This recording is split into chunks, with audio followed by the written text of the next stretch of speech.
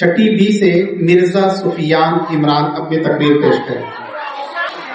نحمده ونصلي على رسوله الكريم أما بعد فأعوذ بالله من الشيطان الرجيم بسم الله الرحمن الرحيم قوت عشق سے ہر فرد کو بالا کر دے، قوت عشق سے ہر فرد کو بالا کر دے، دہر میں اسم محمد سے اجالا کر دے۔